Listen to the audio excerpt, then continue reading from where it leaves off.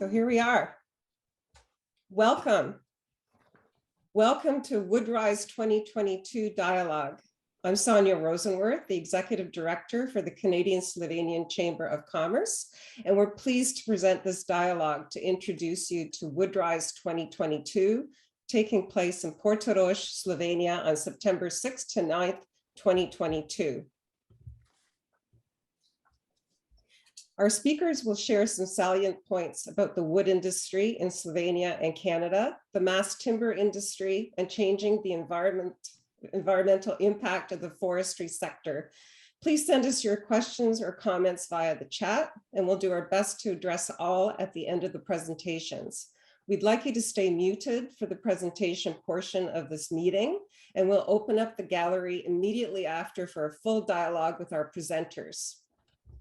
Speaking today are Toronto Councillor for Spadina-Fort York, Jul22, Senior Trade Commissioner, Head of the Commercial Program for the Canadian Embassy in Slovenia, Hungary, and Bosnia and Herzegovina, Francis Uy, Trade Commissioner from the Embassy of the Republic of Slovenia in Ottawa, Simon Pribac, a wood industry consultant and leader in the woodworking machinery sector, Bill Kociancic.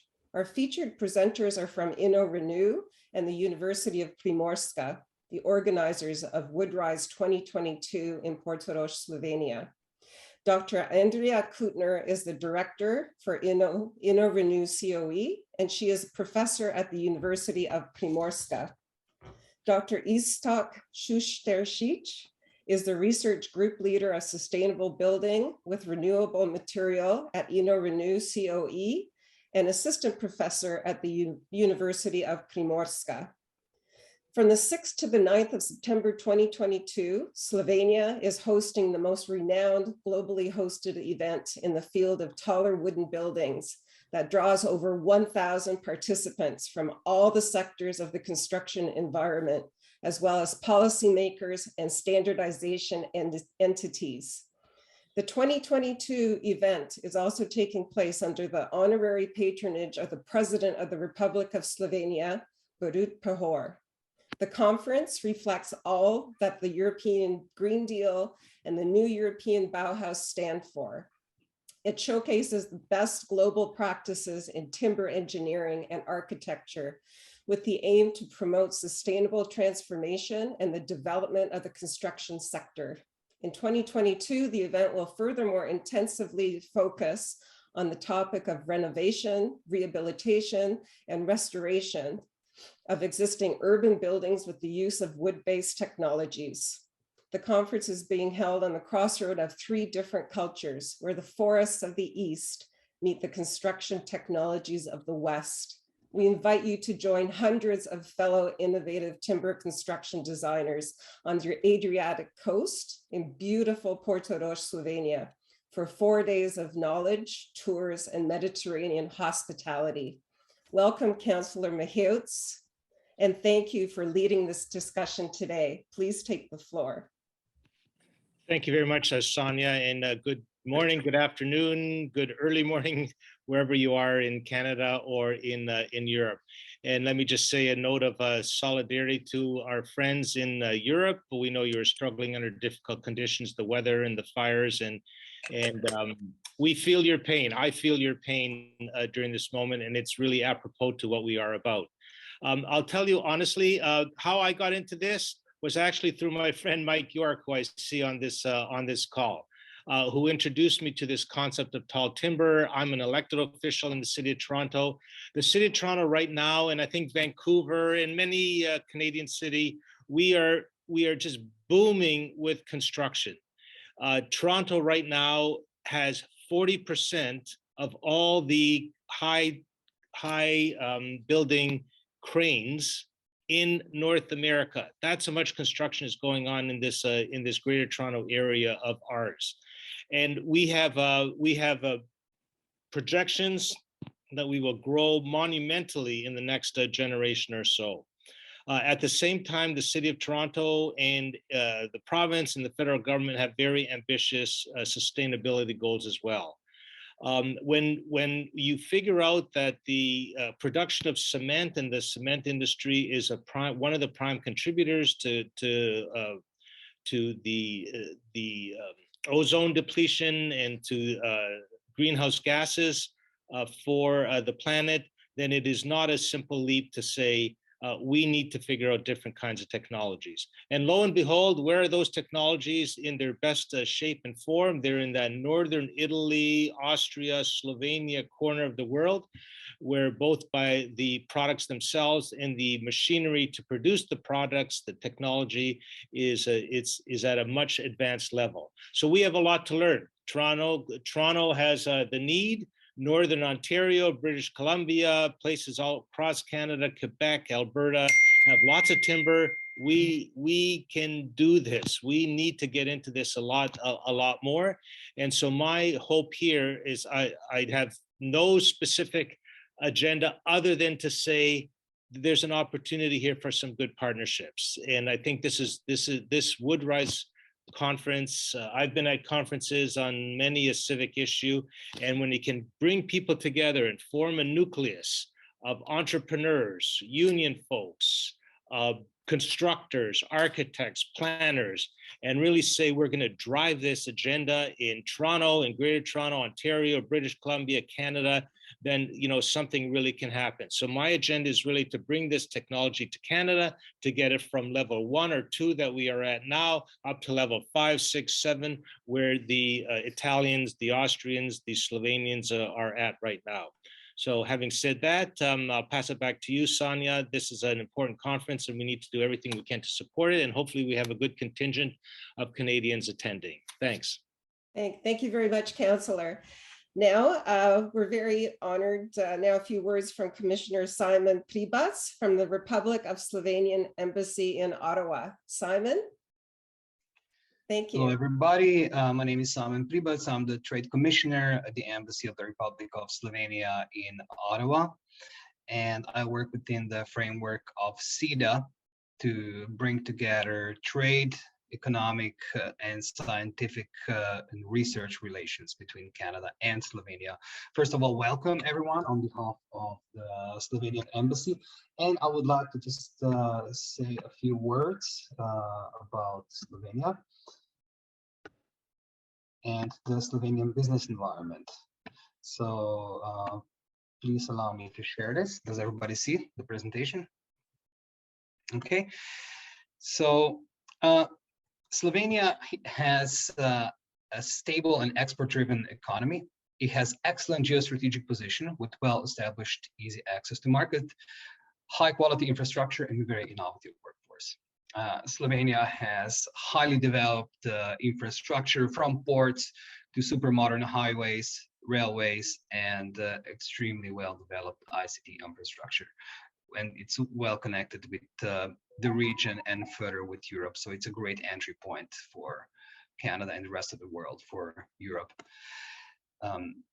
Now, the economy is very stable and it's one of the fastest growing economies in Europe. Slovenia is also a member of European Union and the Eurozone. And its FDI stock has doubled in the last 10 years. It's also a very export-driven economy. 87% of national GDP is produced through export.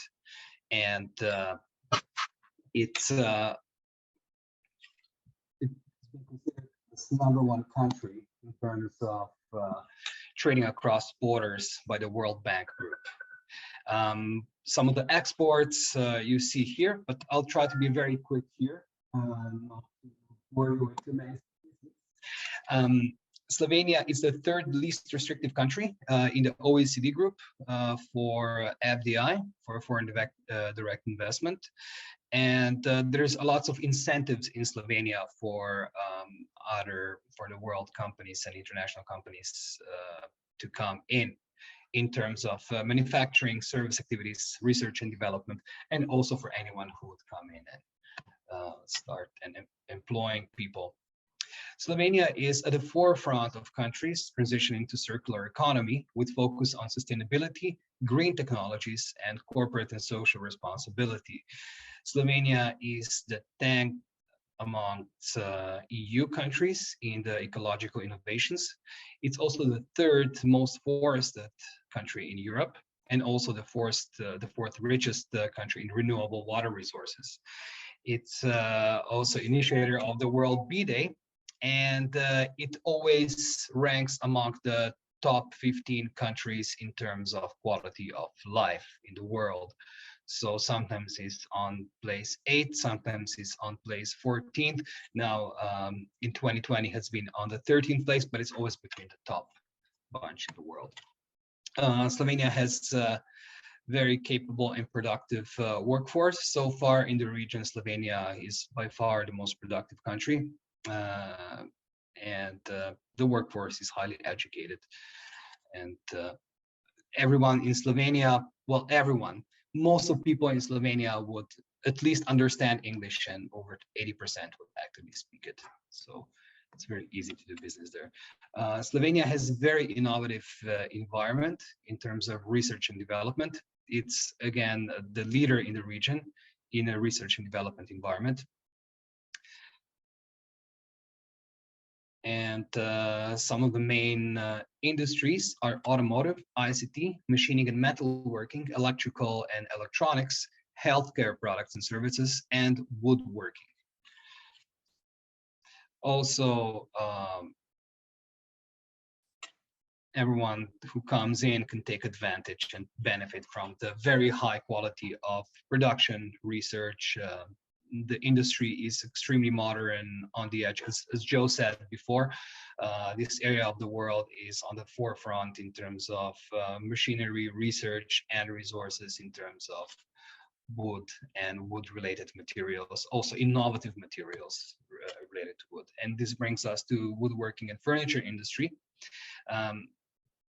Here we have some of the top export product in that sector, which is sawed or chipped wood, wooden furniture, articles of wood, and Slovenia is global leader in low energy and passive prefabricated buildings, smart windows and doors, and composite and cross-laminated timber technologies.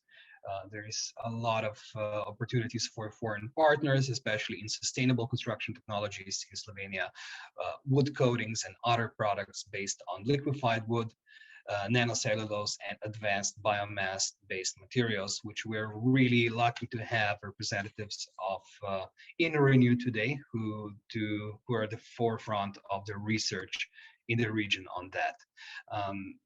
The next slide I have here is on industry. I'm just going to be very quick. It's highly automatized, and robotics plays the main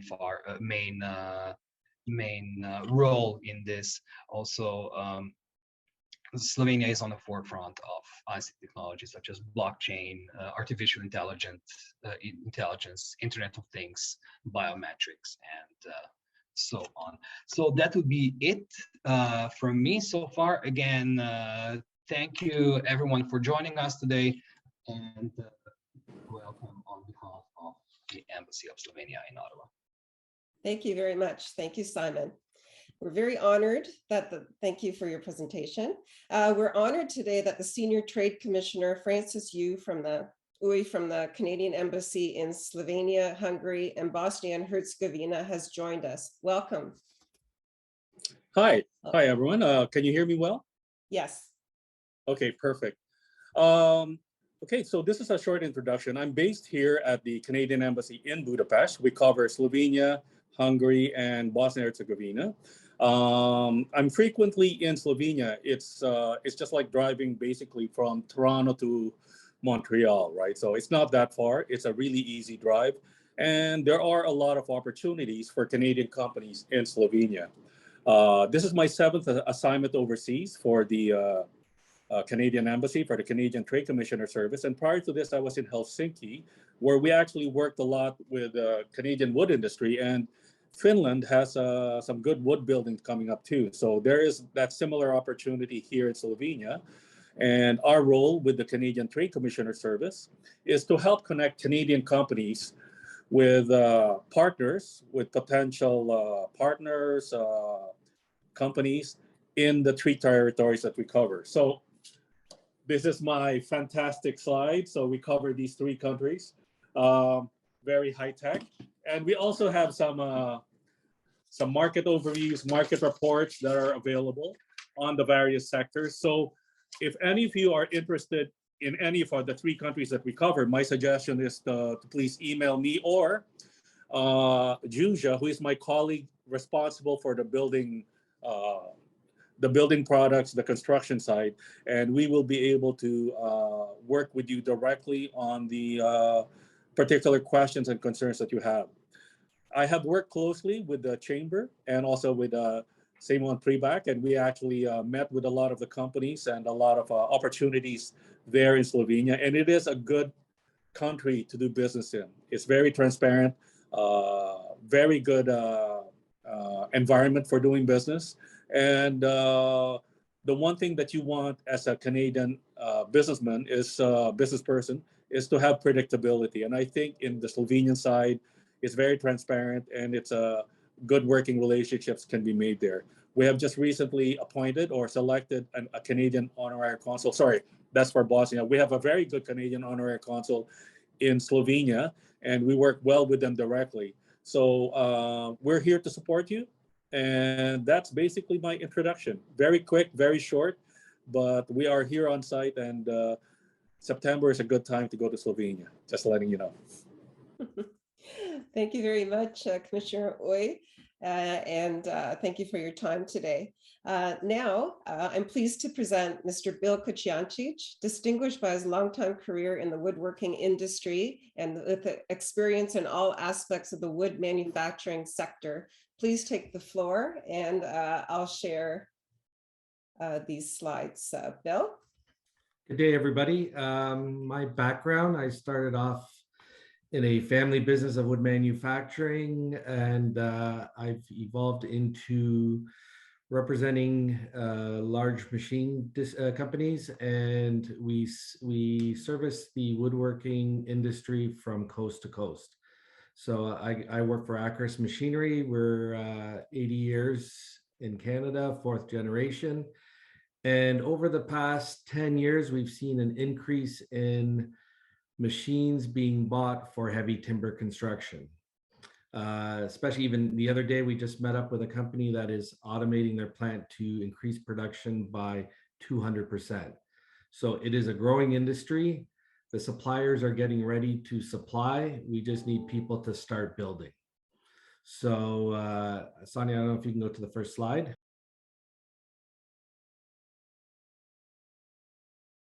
Mass timber, there's quite a few advantages. It's design efficiency. It's reduces greenhouse gases. It's a lot quicker to build. Reduces thermal conductivity. It's a low thermal conductivity, so it's a lot better for heat loss. And it's fire resistance is a lot greater than standard building materials that we do use now.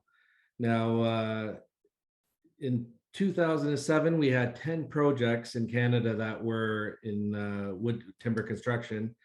And now with the increase in 2019, it grew to 50 projects.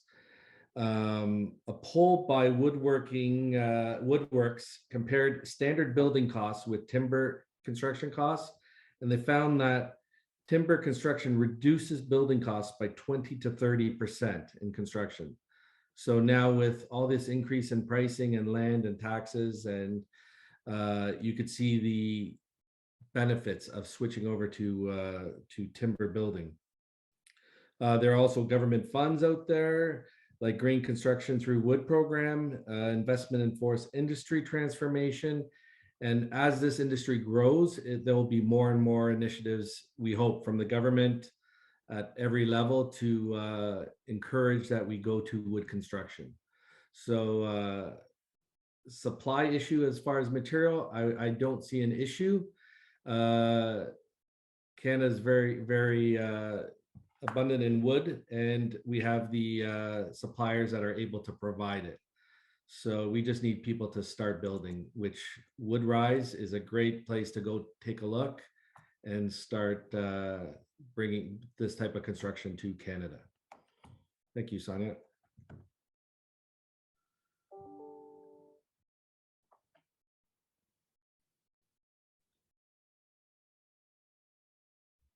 Thank you, Bill. Now our featured presenters, the organizers of Woodrise 2022, Dr. Andrea Kutner and Istok Shusteršić. Please tell us about Renew and Woodrise. Welcome. Thank you very much. I will start, and I would like to thank you all for being here today. And Renew is a newly established research institute with 70 employees, focusing on the wood use in the built environment that goes one step further from sustainability and focuses on the well-being of humans, the users of the buildings. We are located in Isola, just a few kilometers away from Portorož, and we are performing the, I would say, research projects in TRL levels between 3 and 6, and also being active in close collaboration with industry. And not to be too long, because Istok will give you the presentation of the whole Congress and the conference, I would just like to say that we aim that the event we are organizing and hosting is going to be a pot where new ideas, new collaborations, and new friendships will be built. And of course, with the ambition that the timber buildings, not only in Europe, but all the way to Canada and beyond, would become the top agenda on the industrial, societal, as well as, of course, political level. I'm sure there will be later opportunity to talk more, but Istok, I think that the floor should be yours now. Okay, thank you, Andrea. Hello, everyone. So first of all, really thank you again for giving us a chance to present this event we're putting up together now. So I shall start off with the slides. So Andrea did mention a bit about who we are, who we were established by, how we stand, and so on. So I'll just skip these 2 slides. I think this meeting is being recorded anyway. But if you happen to drop by Woodrise, you're of course also very welcome to drop by our place. We are pretty much in the next bay across from Portorož, so about a 10-minute drive away. Okay, now the reason why we're all here. So Woodrise. Probably most of you haven't heard of Woodrise, regardless that actually happened in Quebec as well. So Woodrise in a nutshell, it was started by the Woodrise Alliance in 2017, mostly kicked off by FCBA. And the first Congress was held in Bordeaux in 2017, then followed by Quebec 2019. It was Kyoto last year. And this year it's actually Portorož. So these past events churn out around 1,000 participants at each event, and it was a mix of industry and academia. So you might know this guy right here. So this is one of your premium star architects who had a keynote in 2017, and it was, again, like I said, Kyoto and then Quebec.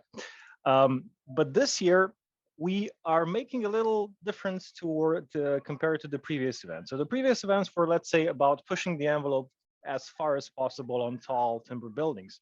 But this year, it's a little different. So why? The construction sector in general. So we had a bit of an introduction also by Joe Michaels and others on how problematic it is. So we know that the buildings are responsible for 40% of all the energy consumption, of all resource consumption. We produce 40% of the waste as a sector, and we're responsible for more than 1/3 of all the of all the CO2 emissions. And it was also put out very clearly by the EU Commission, by the President 2 years ago, that we know if we use more organic materials like wood and more artificial intelligence, we can actually turn the construction sector from a carbon source into a carbon sink. Now that's for the new buildings. So let's say wood is a perfect example of how we can achieve that. And of course, we've come quite a long way in the last 15 years. So let's say moving from 3-4-story buildings all the way to 20+ stories that we're seeing now. But these are, again, these are new buildings. But what about the existing buildings? We have a huge existing building stock. So let's say in Europe, 75% of that existing building stock is considered energy inappropriate because it's consuming way too much energy. In seismically active countries is also seismic hazard problems. So in Slovenia, 1/3 of people live in areas where a severe earthquake is possible.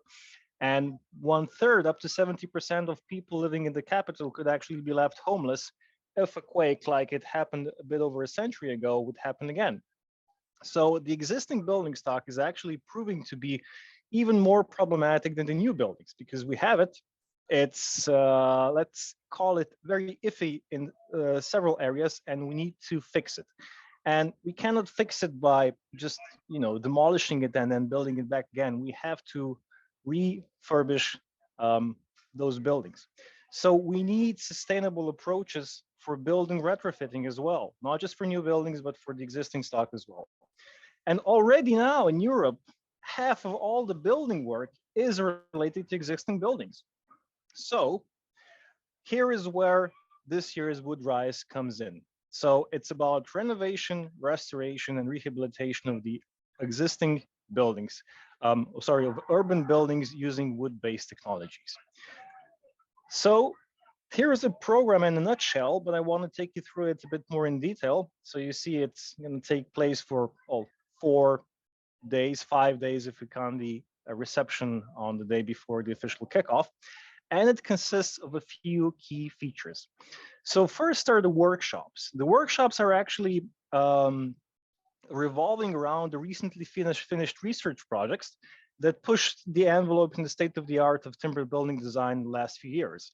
And we have a bunch of these workshops that focus on the key topics of tall and taller timber buildings. So seismic, fire, wood deterioration, wind response, and so on.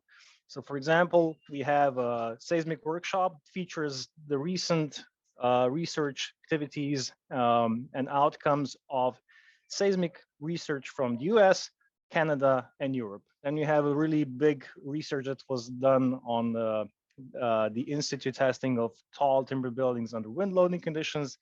We have fire workshops on the exposed visible timber. It's like a combination of 3 projects from Sweden and so on and so on. So we have these workshops that are really aimed to disseminate the latest knowledge in the problematic areas or what people could consider problematic areas in timber. Then we have the keynotes. So you may know some of these people here, we may not. These 2 are what we call the so-called inspirational keynotes. One is Hans-Joachim Schillenhuber. He's the father of the new European Bauhaus. Now, if you don't know what the new European Bauhaus is, it's actually the mechanism that's pushing forward the European Green Deal, which is the main program to take Europe to the next level. That means decarbonized level. So we're pushing forward to have a 55% reduction of greenhouse gas emissions by 2030 and a full decarbonization by 2050. And this is actually the person who is standing behind that. And the other one is Bohumil Kasal. He is currently the director of WKI Fraunhofer. Fraunhofer is the 2nd biggest German institute right after Max Planck.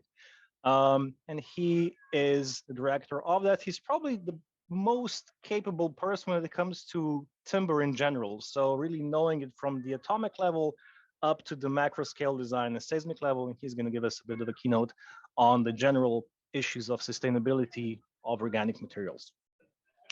Then we have these really featured projects we want to show you, and that's on how wood can be used to retrofit and renovate the existing buildings. So you can see here something going on. I can give you a clue. This is a shaking table. So there is an existing masonry frame on a shaking table, and it has a wooden cladding that's actually helping it sustain earthquakes.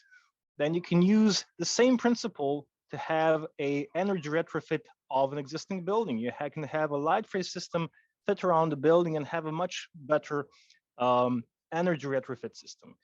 You can use wood to vertically upgrade buildings. This is a case from the US, so from North America. This is a case where you can use wood to give new life to an old industry cultural heritage from Sweden. And this is the currently tallest vertical upgrade of a building using timber in the world. So this is a 6-story concrete building that was vertically upgraded by 10 stories in timber in Melbourne, Australia. You can also use timber to replace old cores of old buildings and under cultural heritage protection. So if you're not allowed to touch the facade, you can still give it a new inside. This is for all old, let's say, old city centers where the buildings are protected. But of course, you have to replace certain elements of older buildings that are made completely from timber. And these projects are all going to be featured through our keynotes during the 2 days. And they're all going to be able to show you all of these little details and answer all your questions. And to top it off, we also have a keynote on the currently, it's not the tallest timber building in Europe, but it's definitely the prettiest. So this is the Sara Kulturhaus from Sweden, 20-story masterpiece, just recently opened in Skellefteå, Sweden. Then the fourth part are the technical sessions. This most closely resembles any sort of technical conference. So we have research papers that were accepted. There are going to be 10-minute presentations of each of them. So this is unfortunately completely full. So we have quite a few presenters doing this in the afternoon of the second day, and you can see here the topics that are going to be discussed.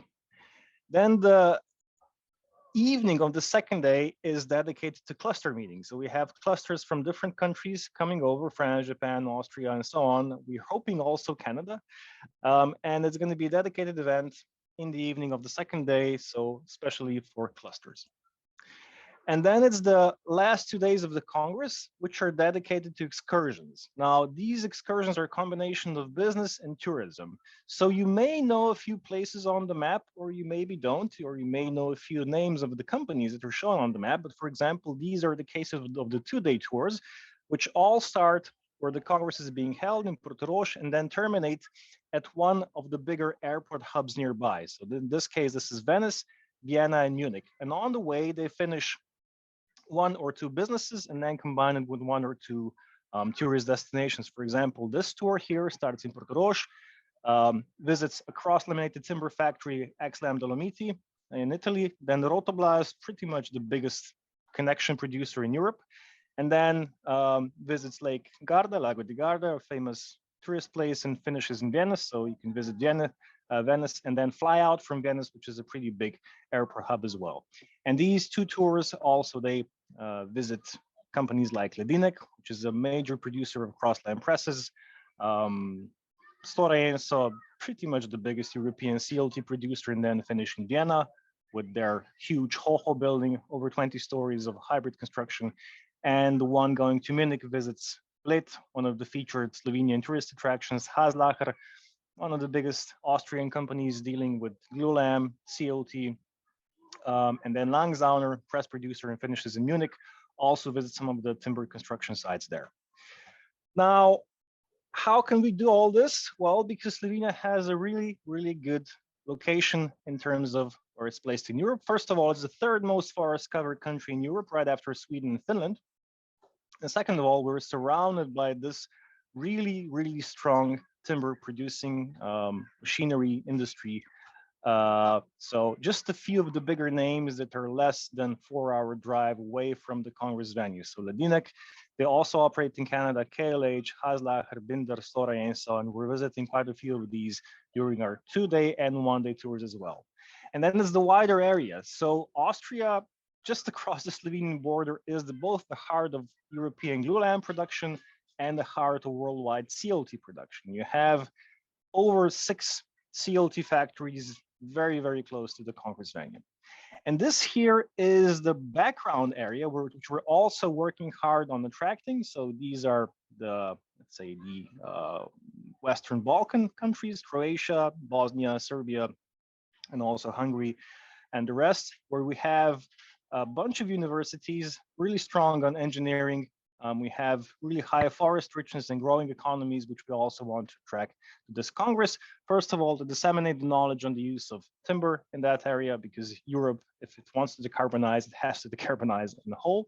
And second of all, because we also want to connect the eastern part of Europe to the Western economies. So location potential, like I said, economic in terms of forest richness, market developing, and the proximity to major wood processing centers. Academic, we have really great engineering faculties nearby, and touristic because it's on the crossroad of 3 different cultures, so Slavic, Romantic, and Hungarian. A little bit more on the location potential. So you can see here the map within 500 kilometers, which I assume is not much in Canadian terms. It's pretty big in Slovenian terms, but regardless, in Canadian, maybe a little bit closer. You can reach a bunch of European capitals. You have really good connections from nearby airports, major airport hubs, and so on. So we're quite easy to reach in the center of Europe. And this is the location where the whole thing's going to be taking. So you can see here the very picturesque city of Pahor. But here is the Congress venue, where also the main hotel is, the conference halls, and you have a really high support from the remaining hotels just in this very close by area. But then the coast stretches on forward, where we have a bunch of other hotels as well. So this is the actual Congress Center, the biggest one in Slovenia. It can facilitate over 1,000 people. And a few other attractions very nearby in Slovenia and just slightly across the border. So you can get to Venice in about 2.5 hours using a boat. Okay, and this is where I terminate my presentation with the invitation again to visit Woodrise2022.eu. And if you need any further assistance with the conference registration, sponsorships, accommodations, tours, or any other questions, feel free to send us an email to woodrise2022@nrenew.eu. And I will, and Andrea is going to help me, of course, as well, gladly answer any questions you may have at this point already. So thank you again, and feel free to ask any questions. Thank you very much. Thank you, Andrea. Thank you, Istok. Now I'll open up the gallery and please join in the dialogue. Any questions, any comments, please? In fact, I do have one. Oh, and actually, Mr. York, if you could, if everyone could introduce themselves as well. Sure. Thank you. Yeah, it's Mike York, Carpenters Union in Ontario. First of all, yeah, thanks for the presentations. Excellent. Credit to yourself and to Joe for coordinating this, putting it together. Really great. One question. The presentation was excellent, but I just wanted to drill down on one thing. Mentioned an addition to an office, corporate office building in Melbourne, Australia.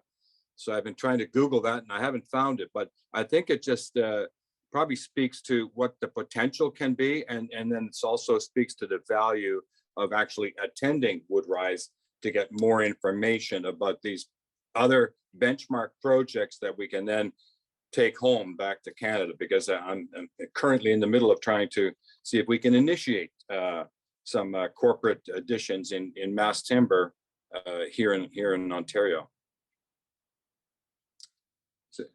Is it possible to get a name of that project? I don't know. Yeah, of course. Istok, will you share Sure, yeah, that's the South Bank 55 from Melbourne. Now I'll Google it up and I'll paste the link in the chat if that's fine with you. That'll be perfect. Yeah. Yeah, just give me a minute. Well, I've seen, I was in Australia a few years ago and saw incredible work there on infrastructure. I thought they were 20 years ahead of Canada on the infrastructure aspect. And then I'm really delighted to see that they've focused in on mass timber. And I'll give you an anecdote that Tony Curry and I would have. When we were in Austria 4 years ago, we were at the Haschlager facility and we asked the gentleman, the icon, and we said, your yard is full of trucks. Where are they going? He did not know. He says, you'll have to go talk. So he talked to the manager. They were all loaded up to go to Genoa, to be put on ships to go to Melbourne, Australia.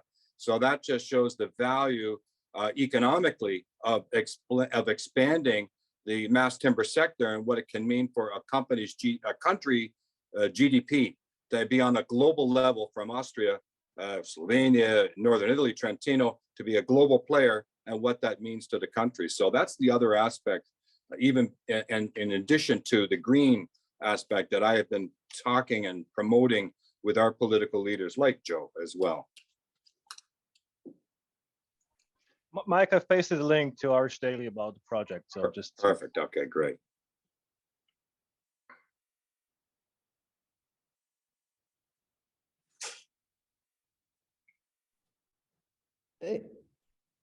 Sonia, you're muted, so maybe, yeah. Perfect. Yeah, great. Thank you. Yeah. Sonia, you're muted. Okay, if I could go to Dr. Rudolph in BC, introduce yourself, please, and what's Yes. your question? Hello, I'm Margaret Rudolph, and I'm calling from Vancouver, BC, actually, the Slovenian consulate here in Vancouver. And until Sweden beat us, UBC had one of the tallest wood buildings, skyscrapers. And as you know, of course, BC has a huge wood industry. And I'd like to know, Istok, if it's not too late to present a Canadian company to your conference, could we contact Amy or you directly? And I'm thinking in particular of one company which is called Structure Craft. You could Google it, structurecraft. yep, I know them. You know them?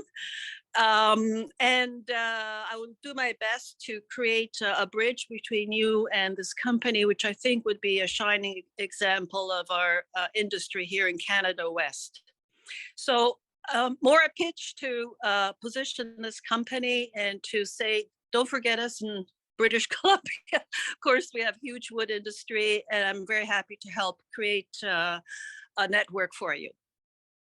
Thank you, Dr. Rudolph. I will make this recording available to all participants. I'll just do a little bit of editing, and I promise to get it out at least by Tuesday so that everyone can also share it with your colleagues. So sorry, back to the dialogue. Any questions? Mr. Moonen? Yeah, thanks very much, Istok, for your presentation. One of the things I was pleased to see is the focus on retrofitting. I think that's a real opportunity for wood. It's an area that people don't tend to look at, but from a sustainability point of view, I'd rather retrofit every building to a 50% energy reduction than to have 2% of all the or 2% buildings being passive house. No disrespect to passive house, but that's where the big impact is going to be. And there are some tremendous products that can be used in retrofitting. One of the things that I was going to ask you about your conference and some of the speakers, are there any presentations that are focusing on the business case for tall wood or for retrofitting? Because like it or not, whether you have carbon regulations or not, if it doesn't make economic sense to build a tall wood or a big wood or a retrofit with wood, unfortunately, people are going to move away to other options. So I'm just wondering whether you are able to have any presentations that focus on comparative business case, even if it's sort of localized. You know, comparing Germany and Vancouver is not a good comparison, but comparing two buildings done in the same jurisdiction, because I think that's a real barrier to the perception of the advantages of wood. Yeah, none of them are going to be explicitly just on the financial aspects or let's say the economic pictures, but I'm pretty sure that the designers are going to talk about those aspects in general, because for the most part, the reason to use wood was either purely from an engineering point of view or from an economic point of view, because, you know, vertical upgrading with a smaller mass gives you so many more stories. For example, this South Back 55, which Mike was asking about. So the reason you have 10 stories of wood there, that building was initially planned to be upgraded by 6 stories in concrete. But of course, because wood is so much lighter, they actually managed to get 4 more stories on top of that. And financially, of course, that turns out, you know, quite a bit more of land space, or let's say of office space. So I'm pretty sure the financial issues are going to be either presented, but of course, there's also going to be the opportunity to ask questions during presentations. There's also going to be a roundtable following the keynotes that I haven't mentioned, and just the possibility to have direct contact with the keynotes. So, but I can ask them, because of course, they don't have the presentations finished yet, to actually include the financial aspects, at least in a couple of minutes in each of the presentations. You know, I think that would be a welcome addition. I know that it's focusing a lot on the technical aspects, But if technical aspects are trumped by the business aspects, then they're for naught. So it's just something that we've encountered with the opening of the encapsulated mass timber code in Canada. There has been a 12-story building. We did have Brock Commons, but unless it meets the needs, especially in the private sector, of the economic needs, it doesn't happen. So, Yep, I can imagine. Any further comments, questions? Well, I have another one, but I don't want to dominate. Oh, please, actually, Mr. Moonen, I'm sorry if you wouldn't mind introducing Oh, I'm yourself. sorry. My name is Peter Moonen. I'm the National Sustainability Manager for the Canadian Wood Council. It's interesting. Many of the locations that you have on your tours are ones that I've taken Canadian delegations to as well. Mike was on the tour that when we went to Saxonburg and the Haslacher plant there. You know, it is invaluable to have those. So I greatly appreciative that you've also selected some of the same places that I have. It gives me a bit of credibility. My job is with the Wood Council is to try and advance the carbon agenda, high performance agenda, and I work a lot with contractors and manufacturers and skills development in the trades. And it's not just the carpenters that like Mike's group is doing a great job on, but trying to advance the skills needed by electricians, plumbers, mechanical, formwork, all of those trades need to be online and competent if we're going to have really, I guess, valued mass timber buildings. If we're limited by the skills of the construction sector, we can push as hard as we want, but if no one knows how to do it, they're not going to get built. So that's a lot of the work that I'm trying to do. Thank you. Dr. Stamler, I see that you've put in a question there. Are Woodrise structures new or retrofits prefab in factories or cut fitted on site? I guess a question for Estock again, or Andrea. So yeah, I've typed an answer in, but Oh, you have? Yeah, just for everyone again. So it depends from project to project. The load-bearing construction parts are usually prefab and in factories, and then how they put on the finishes depends from project to project. So I think, let's say the Melbourne one, the big high-rise, has a modular facade system. If you're making a new core inside an old existing building, then you have to more or less do the classical way when you do the finishes. So it really depends from case to case. But Europe has this tendency, if we build light frame, we prefer to do more prefab, let's say more stages prefab, opposed to if we do mass timber, then it's usually the load bearing that's done prefab, and then we do the rest in situ, so to speak. Okay, any other questions or comments? If I may, I will share the participant list with Estock and Andrea, and of course I will give you the contact information to our participants so that you may learn more or share more with our presenters today. Is there anything else? I know we're all trying to keep it under 12 o'clock so we can get out to lunch, and it is a Friday. Maybe I'll get, actually, Joe, would you like to say a few words to wrap this up? Yeah, well, thank you very much. Thank you. Sonia. Oh, just a sec. Can you hear me? Yeah, we can hear you. Yeah, thank you. Well, thank you very much for the excellent presentation from Slovenia and from the conference organizers. I think Canada is interested. Now it's a matter of driving people to the conference itself, and hopefully it will be the next step in us developing a homegrown industry and a shared technology. I think this is an excellent opportunity. I'm sure that people like Simon and Sonia on this call would be available when you distribute the list. If there's any further questions that they have, they can steer it in the right direction.